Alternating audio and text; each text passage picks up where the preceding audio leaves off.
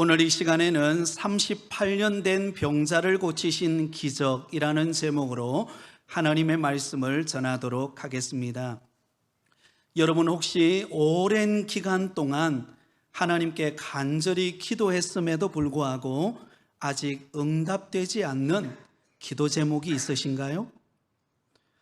기도하고 기다렸음에도 불구하고 응답되지 않는 것을 보면서 여러분들은 어떤 생각이 드십니까?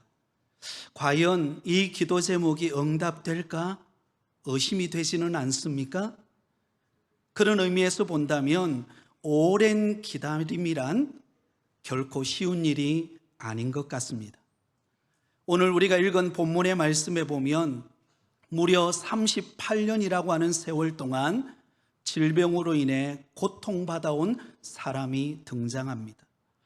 여러분, 그의 간절한 소원은 무엇이었을까요? 38년 동안 괴롭혀온 그 불치병으로부터 고침받는 것이 그의 소원 아니겠습니까? 그런데 놀랍게도 그 오랜 기다림 끝에 예수님을 만나고 38년 된 병자가 고침받는 기적의 사건이 오늘 본문에 소개되고 있습니다.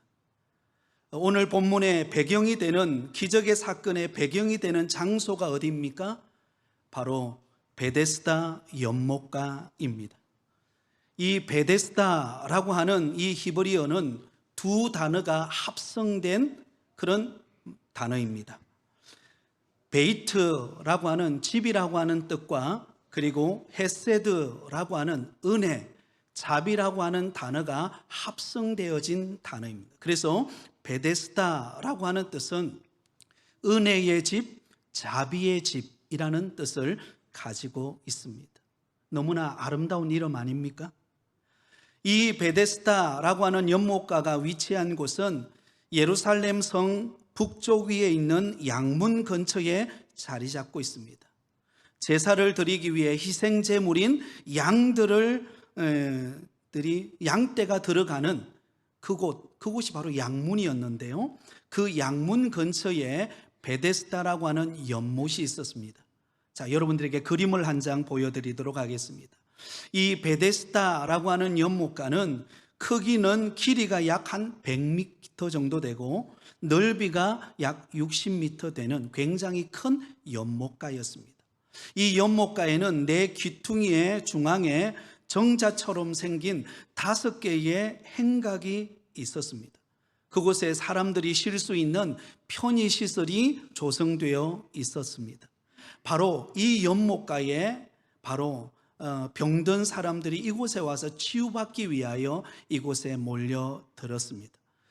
이 연못가, 이 베데스다 연못가의 가장 큰 특징은 간헐천이었다라는 것입니다. 가끔씩 불규칙적으로 물이 솟아오르는 그런 연못가였습니다. 그러다 보니까 이 당시 이 연못가에는 아주 진풍경이 벌어졌는데요. 행각들 안에 수많은 각종 병자들이 이곳에 누워 있었습니다. 맹인, 다리 저는 사람, 혈기 마른 사람, 그리고 오늘 본문에 등장하는 38년 된 병자, 수많은 병자들이 그곳에 기거하고 있었습니다. 왜냐하면 가끔씩 솟아오르는 그 간헐천, 그 연못가에 물이 차오르면 물이 솟아오르게 될 때 서로 앞다투어 가장 먼저 들어가는 사람이 그곳에서 나음을 입는다는 전설을 믿고 그곳에 찾아온 사람들이기 때문입니다. 여러분, 그러니 어떤 일이 벌어졌겠습니까? 너무나 안타깝게도 당시 베데스다 이 연못가는 은혜의 집이라고 하는 뜻을 가지고 있는 이 베데스다의 연못가는 더 이상 은혜가 없는 곳이 되었습니다. 자비의 집이라고 하는 뜻을 가지고 있는 이 베데스다 연못가가 더 이상 자비가 없는 곳이 되었습니다. 왜냐하면 누가 먼저 들어가냐가 가장 큰 관심이었기 때문입니다. 그래서 그곳에 행각에 놓여 있는 수많은 그 병자들은 서로 간에 보이지 않는 경쟁 심리와 눈치 싸움이 치열하게 벌어지고 있는 장소, 바로 그곳이 베데스다 연못가였습니다. 그러다 보니까 이 베데스다 연못가는 그야말로 절망의 장소였습니다. 세상의 의술로는 고칠 수 없는 병자들이 몰려들었고, 또한 먼저 물에 뛰어드는 사람만이 낫는다고 하는 이 허망한 전설을 소망의 끈으로 붙들고 모인 사람들이었습니다. 더 안타까운 것은, 그래서 내가 그 간헐천에 물이 솟아오를 때에 뛰어 들어갈 수 있는 사람은 그나마 다행입니다. 그러나 자리에 누워서 일어설 수 없는 사람은 어떨까요? 아무리 간헐천에서 물이 솟아오른다 할지라도 그 물속으로 들어갈 수 없는, 일어날 수도 없고 뛰어갈 수도 없고 그 물속에 들어갈 수도 없는 사람은 어떨까요? 더 이상 희망이 없는 절망적인 상황에 놓여 있는 곳, 바로 그곳이 베데스다 연못가였습니다. 그런데 바로 그러한 희망을 잃어버린 그 베데스다 연못가에 우리 예수님께서 찾아오셨습니다. 그러자 그곳에 여러분, 은혜의 빛이 비추기 시작하고 희망의 빛이 비추기 시작했습니다. 더 이상 희망이 없던 그 베데스다의 연못가가 은혜의 집, 그리고 자비의 집, 진정한 베데스다로 변모하게 됩니다. 바로 38년 동안 고통받았던 사람이 치유함을 얻고 고침을 받는 기적의 사건을 경험하는 현장이 되었기 때문입니다. 사랑하는 성도 여러분, 오늘날 이 세상에 우리는 화려한 시대를 살아가고 있습니다. 웬만하면 여러분, 우리가 이전에 30년, 40년 전에 살던 그 시대와 지금 살아가는 이 시대는 너무나 편리한 시대를 우리는 살아가고 있습니다. 웬만한 집에 냉장고 없는 집이 없고요, 또 여러분, 여름에는 에어컨 없는 집이 거의 없습니다. 편리한 시대를 살아갑니다. 그러나 영적으로는 절망적인 삶을 안고, 때로는 낙심과 좌절과 절망을 안고, 또한 육신의 질병의 고통을 안고 하루하루 버겁게 살아가고 있는 수많은 사람들이 오늘도 이 땅에 존재하고 있습니다. 이러한 절망의 땅에 은혜의 땅으로 변모되어질 수 있는 베데스다의 기적은 과연 일어날 수 있을까요? 오늘 우리에게 주시는 이 본문의 말씀은 이 베데스다의 연못가에 38년 된 병자가 고침을 받은 이 사건을 통하여서 오늘 우리에게 은혜의 문을 열어주시고 계시는 줄 믿습니다. 절망적인 환경, 육신의 질병과 고통 가운데 있는 우리의 삶 속에도 베데스다의 기적, 38년 된 병자가 고침받은 기적과 같은 일이 오늘도 저와 여러분의 삶 속에 일어난다라는 사실을 믿고 오늘 이 말씀을 여러분의 말씀으로 받아들이시기를 예수님의 이름으로 축원드립니다. 자, 그렇다면 이 베데스다에서 일어난 38년 된 병자를 고친 이 기적의 사건을 통하여 우리에게 은혜의 역사, 기적의 역사가 일어나려면 어떻게 해야 할까요? 가장 먼저 첫 번째는 찾아오시는 은혜로 이루어진 기적임을 우리는 믿어야 합니다. 한번 따라하겠습니다. 찾아오시는 은혜. 여러분, 찾아오시는 은혜가 임해야 하는 것입니다. 오늘 본문 1절과 2절에 보면 이렇게 기록되어 있습니다. 우리 같이 읽습니다. 그 후에 유대인의 명절이 되어 예수께서 예루살렘에 올라가시니라. 예루살렘에 있는 양문 곁에 희물이 발로 베데스다라는 못이 있는데, 자, 여기 보면 예수님께서 유대인의 명절이 되어서 예루살렘으로 올라가게 되었습니다. 유대인의 명절은 크게 3대 명절이 있습니다. 유월절, 칠칠절, 그 다음에 초막절, 이렇게 3대 명절이 있습니다. 근데 오늘 본문에 보면 이 3대 명절 중에 어떤 명절이었는가는 구체적으로 소개하고 있지 않습니다. 그러나 분명한 것은 명절을 맞이해서 예수님께서 예루살렘으로 올라가시게 되었다라는 것입니다. 당시 유대인들은 이 명절이 되면 전국 각지에서, 아니 세계에 흩어진 유대인들은 이 예루살렘으로 몰려들게 됩니다. 여러분, 우리도 명절이 되면 고향을 찾아가잖아요. 그래서 가끔씩 차가 밀리기도 하고 여러 가지 어려움을 겪는 과정을 거쳐서 고향을 방문하고 돌아오는데요, 바로 이 유대인의 명절도 마찬가지입니다. 전 세계에 흩어진 유대인들이 명절을 맞이해서 예루살렘으로 몰려들 때 흩어진 유대인들이 얼마나 많은 인파가 이 예루살렘으로 몰려드는지 모릅니다. 그래서 수많은 유대인들이 예루살렘으로 찾아왔을 때, 그런데 예수님은 오늘 본문에 보면 특별히 찾아가신 곳이 계십니다. 바로 그곳이 베데스다 연못가였습니다. 그곳에는 수많은 병자들이 희망의 끈을 붙들고 그 연못가에서 시간을 보내며 간헐적으로 솟아오르는 그 물의 때를 기다리며 앉아있는 수많은 병자들이 머물고 있는 곳이었습니다.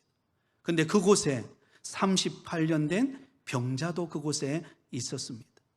여러분, 지금 예수님께서 이 베데스다 연못가로 찾아가신 것은 어느 누구의 청을 받아서 찾아간 것 아닙니다. 누구의 조언을 받아서 찾아간 것도 아니고요, 누구에게 등 떠밀려서 어쩔 수 없이 베데스다 연못가로 가신 것도 아닙니다. 우리 예수님의 선한 뜻이 있으시기에 그 베데스다 연못가로 가신 것입니다. 그곳에서 누구를 만납니까? 38년 동안, 그 오랜 세월 동안 그 병을 고침받지 못한 불치병으로 고통받고 있는 38년 된 병자를 예수님이 만나게 된 것입니다. 그러므로 예수님이 이 38년 된 병자에게 찾아오심으로 인하여 기적의 문이 열리게 되었다는 것을 알 수가 있습니다. 사랑하는 성도 여러분, 성경에 보면 우리 주님께서 찾아오시는 은혜를 통하여 그 인생을 바꾸고 변화시키는 것을 볼 수가 있습니다. 여러분, 하나님께서 아브라함에게 찾아오셨습니다. 아브라함의 고향은 갈대아 우르라고 하는 곳입니다. 메소포타미아 문명이 발달되어진 아주 화려한 도시, 우상 숭배가 가득한 도시, 그 도시에서 머물고 있던 그 아브라함에게 하나님께서 찾아오셔서 그에게 말씀하셨습니다. 너는 너의 고향 친척과 아버지의 집을 떠나 내가 내게 보여줄 땅으로 가라. 내가 너로 큰 민족을 이루고 내게 복을 주어 내 이름을 창대하게 하리니 너는 복이 될지라. 우상 숭배하는 가정에 속해 있던 그 아브라함에게 하나님께서 찾아오셔서 내가 너를 믿음의 조상으로 복의 사람으로 삼겠다라고 그에게 찾아오심으로 그의 인생을 바꾸어 주셨습니다. 하나님께서는 모세를 찾아오셨습니다. 그의 나이 80세가 되어 그의 장인어른 이드로의 양무리를 치고 있던 미디안 그 들녘에서, 광야 들녘에서 그 양들을 돌보며 이제는 점점 나이가 들어서 그의 나이가 80세가 되어서 아무것도 할 수 없다고 하는 바로 그때 하나님께서 찾아오셨습니다. 떨기나무 불꽃 가운데 임재하셔서 그 모세를 부르시고 애굽의 종된 이스라엘 백성들을 이끌어 약속의 땅으로 그들을 인도해 가시겠다라고 말씀하셨습니다. 사랑하는 여러분, 우리 주님께서 바울이 되기 전에 사울이었죠. 사울에게 찾아오셨습니다. 사울이 예수 믿는 사람들을 잡아 감옥에 가두기 위하여서 공문서를 들고 다메섹 도상으로 가는 그 길에 부활하신 예수님께서 그에게 나타나셨습니다. 사울아 사울아 내가 어찌하여 나를 박해하느냐. 당신이 누구십니까? 나는 내가 박해하는 예수라. 그리고는 그 사울을 만나주시고 이방인의 사도로 부르셨습니다. 사랑하는 여러분, 이처럼 우리 주님은 저와 여러분에게 찾아오시는 분이신 줄 믿습니다. 우리의 절망의 장소, 우리의 고통의 현장 속으로 우리 주님은 찾아오셔서 우리를 부르시고 우리를 만나주시고 우리를 회복시켜 주시는 분이 우리 예수님이신 것을 믿으시기 바랍니다.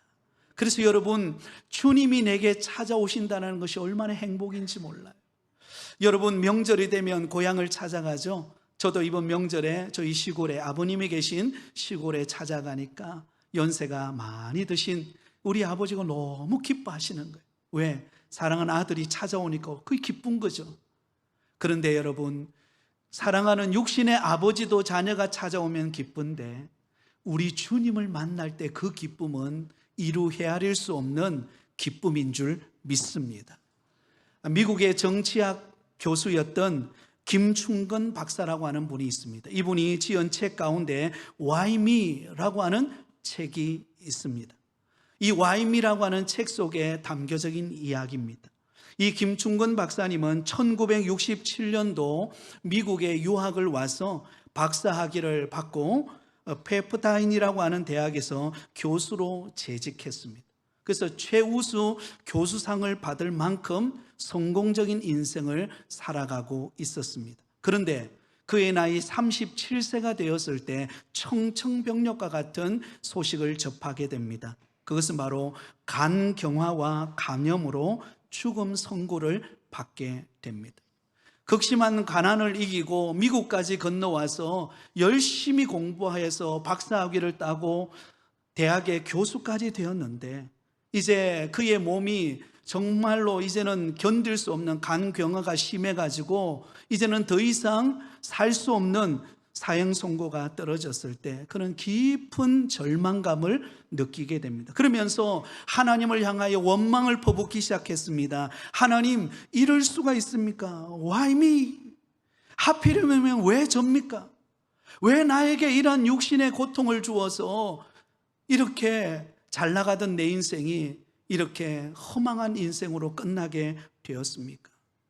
그리고는 절망을 느끼는 가운데 점점 몸은 악화되어져 갔습니다.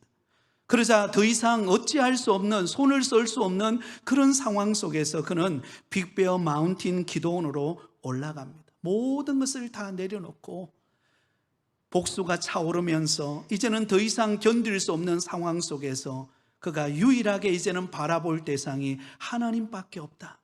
그렇게 하면서 그 기도원에 올라가서 그때부터 하나님 앞에 말씀을 읽고 기도하기 시작합니다. 근데 놀라운 일이 일어나요. 그러는 가운데 주님을 만나게 됩니다. 주님이 얼마나 나를 사랑하시는지, 그리고 나를 향한 비전과 계획이 있다는 사실을 깨닫게 됩니다. 그러자 펑펑 눈물을 쏟아 부으면서 그의 기도가 바뀌기 시작합니다. Why me? 하나님, 왜 저 같은 것을 그토록 사랑하십니까? 왜 하필이면 저 같은 것에게 저에게 찾아오셨습니까? 제가 무엇인데 이렇게 주님께서 나를 사랑하십니까? 그의 몸은 이전과 지금이나 별반 다른 게 없어요. 더 심해졌으면 심해졌지. 여러분, 그 고통이 심해졌는데 입술에서 불평이 사라지고 원망이 사라지고 주님을 만나고 주님이 나를 향한 놀라운 계획이 있다는 것을 발견했을 때 그때는 한없이 눈물을 흘리면서 Why me? 왜 하나님 저를 이렇게 사랑하십니까? 저를 향한 놀라운 계획을 가지고 계시는데 주님, 나 같은 사람에게 무엇을 이루고자 이렇게 찾아오십니까? 그렇게 한없이 눈물을 흘리고 기도원에서 내려옵니다. 그런데 그때부터 몸이 회복되기 시작하는 것입니다.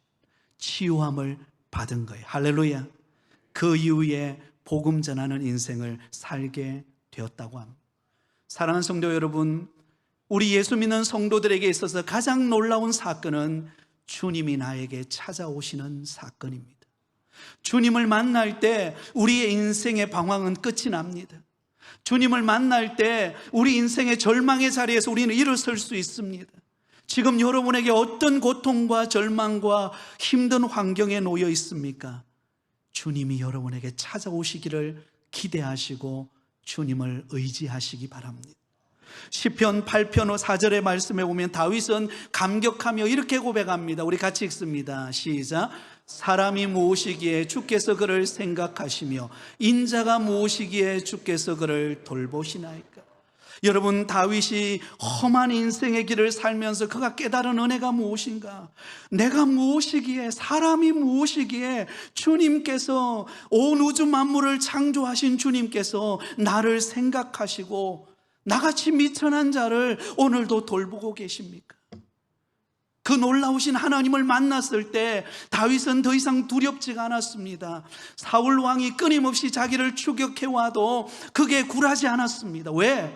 전능하신 하나님이 나와 함께 하고 계시고 나를 붙들고 내 걸음을 인도하고 계신다라는 것을 믿었기 때문입니다. 사랑하는 성도 여러분, 성경은 말합니다. 상한 갈대를 꺾지 아니하시고 꺼져가는 심지를 끄지 아니하시는 분이 우리 주님이시라고 말씀하십니다. 저와 여러분에게 있는 고통의 자리, 절망의 자리, 육신의 아픔의 자리, 그 자리에 우리 주님이 찾아오실 것입니다. 그리고 그 주님을 만나면 우리는 회복의 문이 열리는 은혜가 임할 줄 믿습니다. 두 번째로, 오늘 38년 된 이 병자가 고침받는 기적의 사건을 통해서 주시는 은혜는 희망을 주시는 은혜로 이루어진 기적이라는 것입니다. 한번 따라하겠습니다. 희망을 주시는 은혜. 사랑하는 여러분, 우리 주님은 우리에게 찾아오셔서 절망 가운데 있는 우리에게 희망의 문을 열어주십니다. 오늘 본문 5절은 이렇게 기록되어 있습니다. 우리 5절을 같이 읽습니다. 시작. 거기 38배 된 병자가 있더라. 자, 여러분, 수많은 병자들이 그 베데스다 연못가에 와서 고침을 받기 위해 그 자리에 앉아 있습니다. 그곳에서 누워 있습니다. 그런데 유독히 우리 예수님께서 찾아가서 만난 사람은 누구였을까요? 38년 된 병자였습니다. 38배 된 병자가 있더라. 여러분, 여기 38년, 38이라고 하는 이 숫자를 한번 주목해 보시길 바랍니다. 1년도 아니에요. 2년도 아니고 10년도 아니고 무려 38년입니다. 그러니 여러분, 얼마나 그가 지나온 세월 동안, 38년이라는 세월 동안 얼마나 고통의 세월, 얼마나 절망적인 세월을 보내왔는가를 우리는 느낄 수가 있습니다. 이 환자는 당시 의학으로는 더 이상 고침받을 수 없는 상태가 되었습니다. 7절에 보면 이 병자는 스스로 이렇게 말합니다. 같이 읽습니다. 병자가 대답하되 주여, 물이 움직일 때에 나를 못에 넣어주는 사람이 없어 내가 가는 동안에 다른 사람이 먼저 내려가나이다. 자, 여러분, 이 환자는요 38년이라는 세월 동안 그의 육신의 고통의 아픔도 있었지만 또 다른 한 가지의 고통은 무엇이었을까요? 그의 곁에 누구도 없다는 거예요. 그의 곁에서 자신을 물이 동할 때 그 물속에 던져 넣어줄 사람이 그의 곁에 없다라는 것입니다. 여러분, 긴 병에 효자 없다는 말이 있죠. 투병 생활이 길어지면 점점 돕는 손길도 멀어져 갑니다. 38년이라는 세월 동안 불치병으로 인하여 고통받았으니 사랑하던 친척도 가족도 누구도 의지해야 될 대상도 없고 다 곁을 떠나갔습니다. 유일하게 그가 그 혼자서 그나마 위안이 되는 것은 그 연못가 곁에 누워 있다라는 사실, 그 하나 외에는 더 이상 희망도, 더 이상 기대도, 더 이상 바라볼 것도 없는 상황이 되었습니다. 그런 연못가에 있는 더 큰 문제는 자기 혼자서 그 연못가에 물이 동한다 할지라도, 물이 솟아오른다 할지라도 자기 몸 스스로 일어나서 그 연못가로 뛰어들 수 없는 그런 상황에 놓여 있는 상태, 더 이상 희망이 없는 상태라는 것을 알 수가 있죠. 그런데 그런 그 38년 된 병자 곁에 우리 예수님께서 찾아오셔서 이렇게 말씀하십니다. 6절입니다. 6절은 이렇게 말씀합니다. 같이 읽습니다. 예수께서 그 누운 것을 보시고 병이 벌써 오래된 줄 아시고 이러시되 내가 낫고자 하느냐. 할렐루야. 우리 예수님께서 그의 곁으로 오셨습니다. 그리고는 누워있는 그의 모습을 보았습니다. 그리고는 한마디 던집니다. 내가 낫고자 하느냐. 여러분, 예수님께서 그 38년 동안 불치병으로 누워있는 그 사람에게 희망을 심어주고 있는 것을 볼 수가 있습니다. 내가 낫고자 하느냐. 여러분, 이 뉘앙스 속에는 어떤 의미가 담겨 있을까요? 주님께서 네가 낫기를 원한다면 내가 어떻게 하겠다는 거죠? 너를 낫게 하겠다라는 전제가 깔려 있는 것입니다. 희망도 사라졌죠. 곁에 있는 사람도 없죠. 혼자 일어날 힘도 없죠. 누워서 그냥 먼 산 바라보듯이 다른 사람이 뛰어드는 것만 바라볼 수밖에 없는 희망을 잃어버린 38년 된 병자, 그에게 찾아오셔서 내가 낫고자 하느냐, 희망을 불어넣어 주시고 계시는 우리 주님의 음성을 들을 수 있습니다. 사랑하는 성도 여러분, 지금 저와 여러분이 계신 그 자리가 절망의 자리입니까? 낙심의 자리입니까? 육신의 질병으로 인하여 고통하는 자리입니까? 우리 주님께서 이 시간 찾아오셔서 우리에게 말씀하십니다. 네가 낫고자 하느냐? 네가 회복되기를 원하느냐? 네가 희망을 찾기를 원하느냐? 근데 여러분, 이 사람의 이 38년 된 그 병자가 할 수 있는 유일한 길은 뭡니까? 주님, 물이 동할 때 나를 넣어주는 사람이 없어요. 주님, 물이 동할 때 나를 좀 넣어주실 수 있겠어요? 그가 기댈 수 있는 유일한 것은 물이 동할 때 내가 들어가는 거예요. 그러나 그것은 희망입니까? 그것도 희망이 아니에요. 그건 허상이에요. 아무리 기대한다 할지라도 이룰 수 없는 것입니다. 그러나 우리 주님께서 찾아오셔서 진정한 희망을 불어넣으십니다. 네가 낫고자 하느냐? 내가 너를 낫게 할 것이다. 사랑하는 성도 여러분, 우리 주님은 우리 곁에 찾아오실 때에 우리에게 희망을 불어넣어 주시기 위하여 찾아오시는 분이신 줄 믿습니다. 그래서 누군가가 이런 말을 했습니다.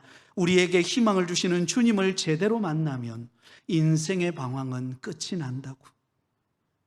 주님을 제대로 만나면 우리가 방황하고 있고 우리에게 처해진 그 어떤 어려운 환경과 절망적인 상황 속에서도 여러분, 우리는 희망의 끈을 놓지 않을 수 있습니다. 왜? 주님이 내 곁에 계시기 때문에, 그 주님이 나와 함께 하고 계시기 때문입니다. 그래서 시편 기자들은 이렇게 노래하고 있습니다. 시편 62편 5절에 보면 이렇게 노래합니다. 같이 읽습니다. 나의 영혼아 잠잠히 하나님만 바라라. 물은 나의 소망이 그로부터 나오는도다. 나의 영혼아 하나님만 바라라. 나의 소망이 그로부터 나오느니라. 여러분, 우리가 이 세상에 소망을 두고 희망을 걸게 있습니까?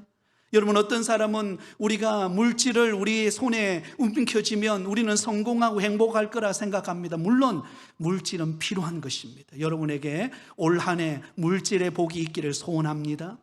그러나 그 물질 자체가 우리에게 행복을 주거나 우리의 희망을 가져다 주는 근원이 되지는 않아요. 우리의 근원은, 우리 인생의 희망의 근원은 하나님이십니다. 그 하나님이 우리에게 희망을 주시고 능력을 주시고 위로를 주시고 여러분, 우리의 인생을 살아갈 수 있는 길을 열어주시는 분이세요. 시편 39편 7절에 보면 이렇게 말합니다. 같이 읽습니다. 주여 이제 내가 무엇을 바라리요? 나의 소망은 주께 있나이다. 할렐루야. 여러분, 진정으로 우리 주님을 만나면, 우리 주님을 인격적으로 경험하면 나의 소망이 주님께 있다는 것을 깨닫게 됩니다. 나의 희망이 하나님께 있다는 것을 깨닫게 됩니다. 이 세상의 것이 나의 소망이 아니라는 것을 깨닫게 되는 것입니다. 예레미야 시대 눈물의 선지자인 예레미야 선지자가 이스라엘 백성들이 남유다가 바벨론의 포로가 되어서 포로로 끌려갈 때 그 절망적인 상황 속에서 눈물의 선지자인 이 예레미야 선지자가 이렇게 고백합니다. 예레미야서 29장 11절 12절입니다. 우리 같이 읽습니다. 여호와의 말씀이니라. 너희를 향한 나의 생각을 내가 아나니 평안이요 재앙이 아니니라. 너희에게 미래와 희망을 주는 것이니라. 너희가 내게 부르짖으며 내게 와서 기도하면 내가 너희들의 기도를 들을 것이요. 할렐루야. 여러분, 지금 상황은 어떤 상황인가 하면 유다 백성들이 바벨론의 포로로 끌려가는 상황이에요. 예루살렘 성전은 회파되었습니다. 그리고 유다 백성들은 다 바벨론의 포로로 끌려가고 절망적인 상황이에요. 누가 희망을 걸 수 있겠습니까? 누가 이런 상황을 정말로 희망적인 상황이라 말할 수 있겠습니까? 그런데 그 속에서 깨닫는 은혜가 무엇인가? 그 고난과 시련을 통하여 하나님께서 이스라엘 백성들에게 미래와 희망에 주실 것을, 희망을 열어주실 것을 여러분, 이 예레미야 선지자에게 보여주신 거예요. 그러자 예레미야 선지자가 고백했던 것이 무엇입니까?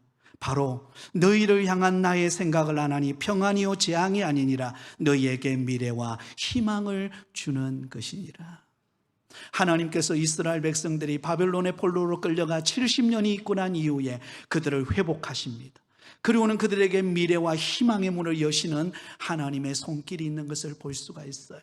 그러면 여러분, 지금 저와 여러분에게 있는 이 절망의 자리, 고통의 자리, 어려움의 자리는 더 이상 절망과 고통과 어려움이 아니라 그 과정을 통하여 하나님이 우리에게 희망을 주시기를 원하신다는 사실을 믿으시기 바랍니다. 한번 따라하겠습니다. 하나님은 나에게 희망의 문을 여십니다. 네, 그러므로 여러분, 하나님께 소망을 두고 하나님이 나에게 행하실 일을 바라보며 오늘도 기대하며 나아가는 여러분 되기를 예수님의 이름으로 축원드립니다. 마지막 세 번째는요, 38년 된 병자가 고침받는 이 기적의 사건을 통하여 치유하시는 은혜로 이루어진 기적입니다. 한번 따라합니다. 치유하시는 은혜. 네, 여러분, 예수님, 우리 주님께서 이 38년 된 병자 곁으로 찾아오셨어요. 다른 사람은 다 떠나가 버렸지만, 더 이상 기댈 희망이 없지만 그곳에 우리 예수님께서 찾아오셨습니다. 그리고는 내가 낫고자 하느냐 희망의 메시지를 전하시고 난 다음에 우리 예수님은 그를 만지시면서 치유하십니다. 우리 8절과 9절을 마지막으로 같이 읽습니다. 시작. 예수께서 이르시되 일어나 내 자리를 들고 걸어가라 하시니 그 사람이 곧 나아서 자리를 들고 걸어가니라. 이날은 안식일이니라. 아멘.